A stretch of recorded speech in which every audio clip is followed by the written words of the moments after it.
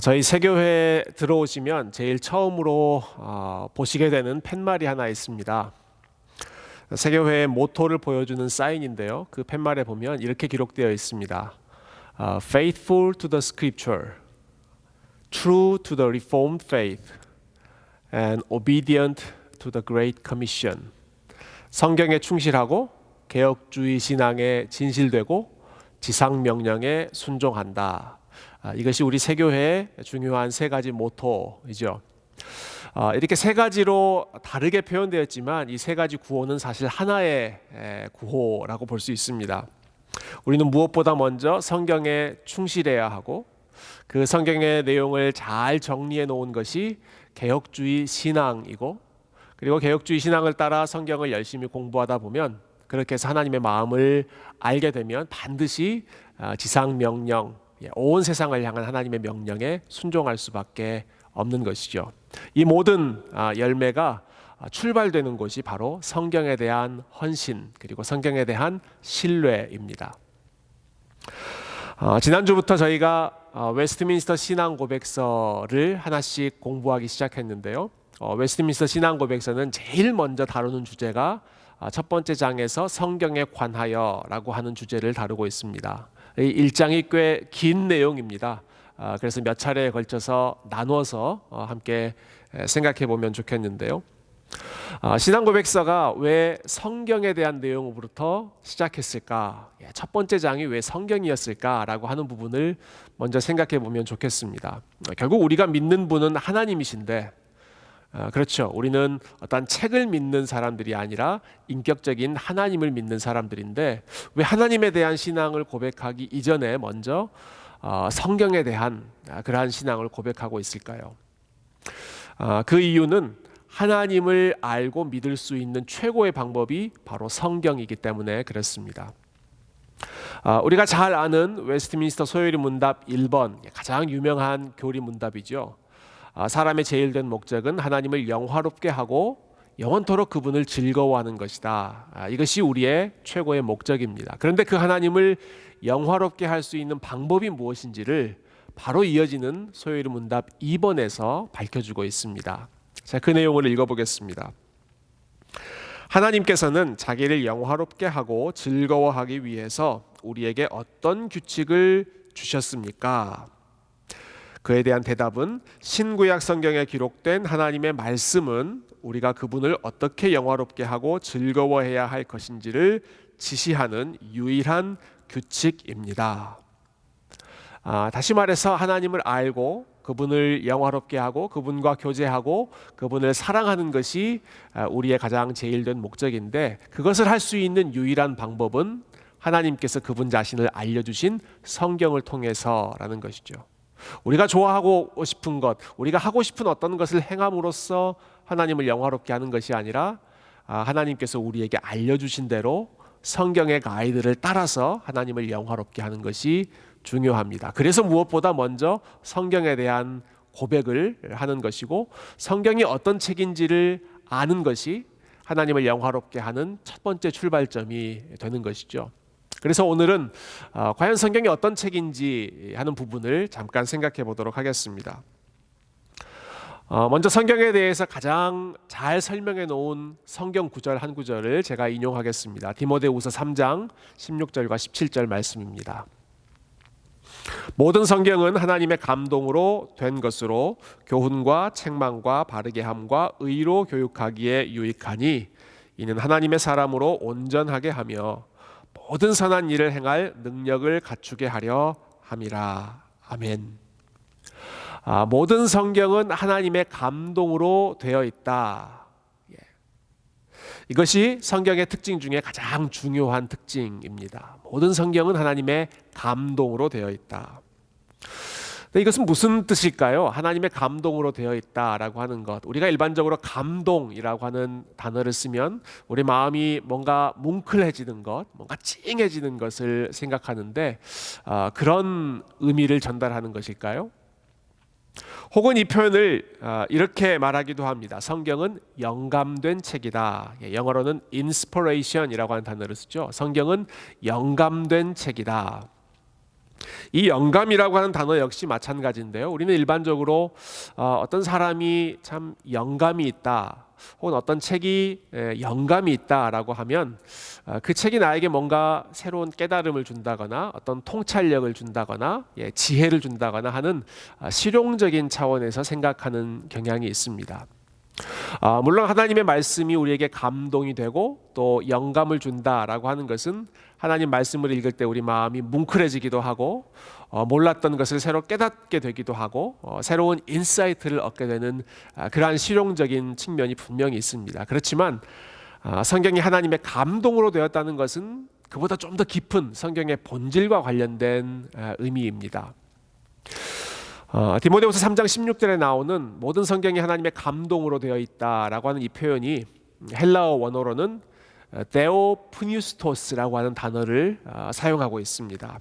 이 단어는 두 단어가 합쳐진 것인데요. 하나님이라고 하는 뜻 데오스라고 하는 단어와 숨 혹은 호흡이라고 하는 단어를 의미하는 푸니스토스라고 하는 단어, 이 두 단어가 합쳐진 것이 데오푸니스토스, 하나님의 감동으로 되었다라고 하는 표현입니다. 그래서 영어 성경으로는 All scriptures are God breathed 라고 표현되어 있기도 하고 breathed out by God, 하나님에 의해 숨이 불어넣어졌다, 이렇게 기록되어 있기도 하죠.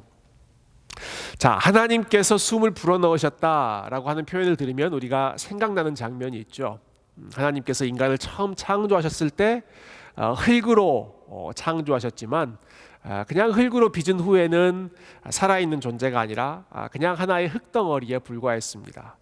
그 흙덩어리가 생명이 된 살아있는 존재가 된 것은 바로 하나님께서 그 흙 안에, 사람의 코 안에 생기를 불어넣으셨을 때, 하나님의 숨을 불어넣으셨을 때 그것이 진정한 생명력 있는 존재가 되었습니다. 마찬가지입니다. 성경은 그냥 겉으로만 보면 하나의 책에 불과한 것 같고 인간적인 기록에 불과한 것과 같은 다른 책과 별 차이가 없는 똑같은 문서에 불과합니다. 그러나 성경 안에 하나님의 숨이 불어넣어져 있기 때문에 하나님께서 그 성경을 기록하실 때 한 단어 한 단어마다, 그리고 그 성경을 기록하는 사람들에게 하나님의 숨을 불어넣으셔서 생명력 있게 만들어 주셨기 때문에 그 성경이 하나님의 생명을 전달하는 권위 있는 책이 되는 것이죠. 다시 말해서 성경은 단순히 인간들이 기록해 놓은 문서에 불과한 것이 아니라 하나님께서 숨을 불어넣어 주신 하나님으로부터 유래한 신적인 권위, 신적인 기원을 가지고 있는 책이다라고 하는 것을 성경의 영감 혹은 하나님의 감동이라고 하는 단어가 의미하고 있습니다. 이 내용을 신앙고백서는 1장 2절과 3절에서 이렇게 정리해주고 있는데요. 제가 한번 읽어보겠습니다. 성경 또는 기록된 하나님의 말씀 아래에는 구약과 신약의 모든 책들이 포함되어 있는데 그 책의 목록은 다음과 같습니다. 그래서 그 다음에 구약 39권과 신약 27권의 책 목록이 쭉 나오고요. 이 모든 책들은 하나님의 영감으로 주어져 신앙과 삶의 기준이 됩니다. 바로 그 다음 내용은 이렇습니다. 흔히 외경이라 불리는 책들은 신적인 영감이 없으며 따라서 성경 정경에 속하지 않습니다.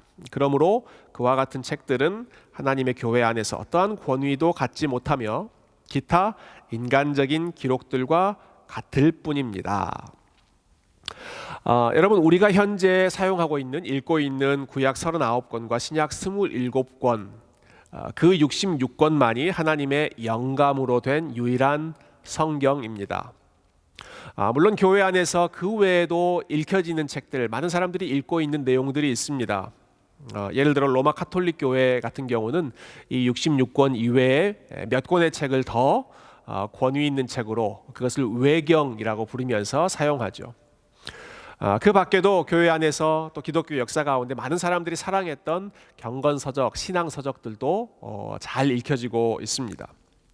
물론 그러한 책들이 우리의 종교적인 감정을 표현하고 또 신앙에 도움이 되는 그러한 내용들이 그 안에 들어있지만, 그럼에도 불구하고 그 책들을 우리가 성경이라고 부르지 않습니다. 성경과 동일한 권위를 가진 책으로 인정하지 않습니다. 왜냐하면 그 이유는 딱 한 가지입니다.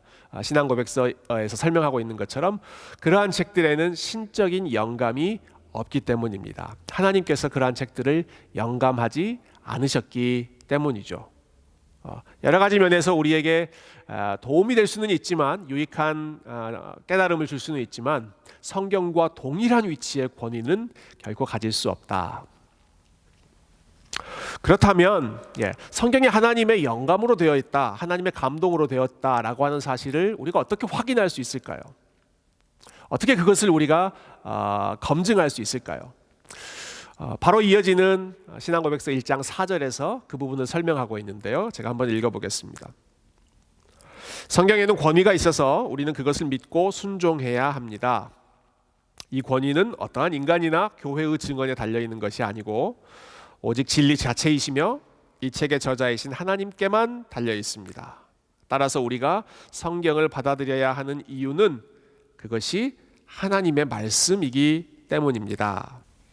조금 전에 제가 읽은 그 인용문을 들으시고 조금 의아한 생각을 가지신 분들이 계실지 모르겠습니다. 성경은 권위가 있다. 왜냐하면 그것이 하나님의 말씀이다. 이러한 논리는 일종의 순환 논리, 순환 논증처럼 들립니다. 뭔가 다른 이유, 뭔가 그럴싸한 또 다른 근거를 기대했는데 마치 그냥 억지 주장을 펼치는 것처럼 성경이 권위 있다. 왜냐하면 그것은 하나님의 말씀이기 때문이다. 마치 똑같은 내용을 동어를 반복하는 것처럼 느껴지는 그런 느낌이 좀 들죠. 그런데 여러분, 이 말은 이런 뜻입니다. 성경은 그것이 하나님의 말씀이라고 하는 사실을 스스로 증명하고 있다라는 뜻입니다. 자, 다시 한번 읽어볼게요. 성경은 그것이 하나님의 말씀이라고 하는 사실을 어떤 외부의 도움의 근거에서가 아니라 성경 자체가 스스로 그것을 증명하고 있다. 신학자들은 이것을 성경의 자증, 스스로 증명한다라는 개념을 사용해서 표현했는데요. 여러분, 성경이 하나님의 말씀이라고 하는 이 사실을 성경 아닌 다른 외부의 어떤 자료나 어떠한 권위가 입증해 준다면 결론적으로 봤을 때 그 자료나 그 증거가 성경보다 더 높은 권위를 행사할 수밖에 없습니다. 예를 들면 이런 것이죠. 우리가 어떤 주장을 할 때 내가 하는 주장, 내가 하는 설명만 가지고는 설득력이 좀 약하다라고 생각할 때 하는 일이 무엇입니까? 나보다 그 분야를 더 잘 아는 어떤 전문가나 어떤 외부의 증거를 내세우는 것입니다. 그렇게 하는 이유는 나보다 그 전문가가 더 권위를 가지고 있고 더 실력을 가지고 있기 때문에 그 사람의 권위에 호소해서 내가 하는 주장을 뒷받침하려고 하는 것이죠. 그런데 성경은 이런 방식으로 그 권위를 입증할 수가 없습니다. 성경이 하나님의 말씀이라고 하는 사실은 성경 외부의 다른 증거를 바탕으로 그것을 설명할 수 없다라고 하는 것이죠. 왜냐하면 일단 그러한 방식으로 입증할 수도 없지만 설령 그런 방식으로 입증할 수 있다고 할지라도 그렇게 되었을 경우에는 결국 성경보다 더 높은 권위, 더 높은 어떤 외부의 증거가 성경 위에서 군림할 수밖에 없기 때문이죠.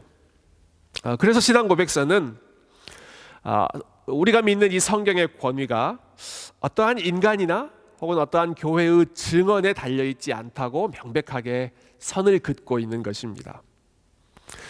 어떤 똑똑한 사람이 이 성경은 하나님의 말씀입니다 라고 주장했다고 해서 성경을 우리가 받아들일 수 있는 것이 아니고 어떤 유력한 사람이 그것을 인정했다고 해서 성경이 하나님의 말씀이 되는 것이 아니고 혹은 교회가 이것을 믿으십시오 라고 주장했기 때문에 어떤 다른 이유 없이 맹목적으로 그것을 하나님의 말씀으로 받아들여야 하는 것도 아니고 성경이 하나님의 말씀이라고 하는 사실은 다른 외부의 도움이 아니라 성경 자체를 읽음으로써 그 성경 자체를 들음으로써 이것이 정말 하나님의 말씀이다라고 하는 것을 체험하는 수밖에 없다라는 것이죠.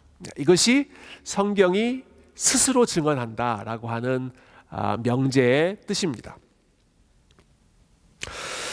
우리가 이 성경을 하나님의 말씀으로 기대하는 마음으로 그 말씀을 읽을 때 성령님께서 그 말씀 한 구절 한 구절을 사용하셔서 우리 마음 가운데 깨닫게 하시고 정말 이 말씀이 하나님의 살아있는 말씀이라는 것을 경험하게 하십니다.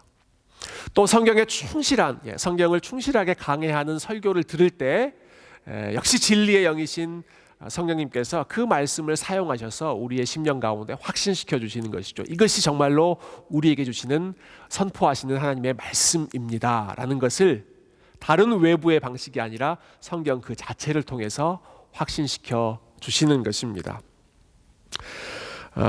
그렇다면 저와 여러분에게 지금 이 시간 필요한 것이 무엇일까요? 그것은 다른 것이 아니라 성경을 집어들고 성경을 펼쳐서 성경을 읽는 것입니다.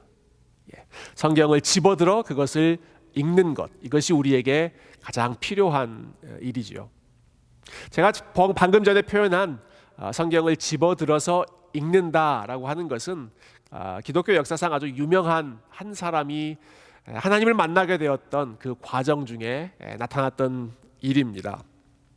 초대교회의 가장 탁월한 신학자였죠. 이 어거스틴이라고 하는 사람이 오랜 방황 끝에 하나님을 만났을 때 바로 이 집어들어 읽으라라고 하는 말을 듣고 그가 하나님을 만나게 됩니다. 어거스틴은 아주 유능한 청년이었고요. 공부를 아주 열심히 했던 사람이었고요.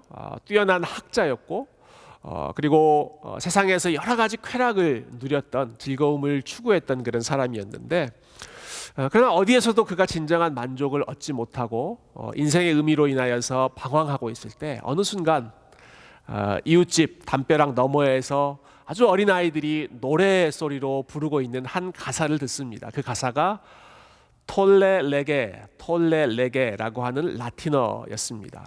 그 말이 집어들어 읽으라라고 하는 뜻이었습니다. 집어들고 읽으라, take and read. 어거스틴이 그 이야기를 듣고 곧바로 본인 앞에 있는 성경을 집어들고 펼쳐서 읽었습니다. 그리고 그때 그의 눈에 들어왔던 말씀이 로마서 13장 13절과 14절 말씀이었는데요. 1, 9절이었습니다. 낮에와 같이 단정히 행하고 방탕하거나 술 취하지 말며 음란하거나 호색하지 말며 다투거나 시기하지 말고 오직 주 예수 그리스도로 옷 입고 정욕을 위하여 육신의 일을 도모하지 말라. 어거스틴이 이 말씀을 읽었을 때 그동안 방황했던 어거스틴의 마음이 비로소 안식을 누리기 시작했습니다. 그 어떤 것으로도 그 마음을 채우지 못하고 그 어떤 것으로도 그 마음 방황하는 마음을 바로잡을 수 없었는데 그 말씀을 읽을 때 성령님께서 그 말씀을 사용하셔서 어거스틴의 혼란스러운 마음을 붙잡아 주셨던 것이죠.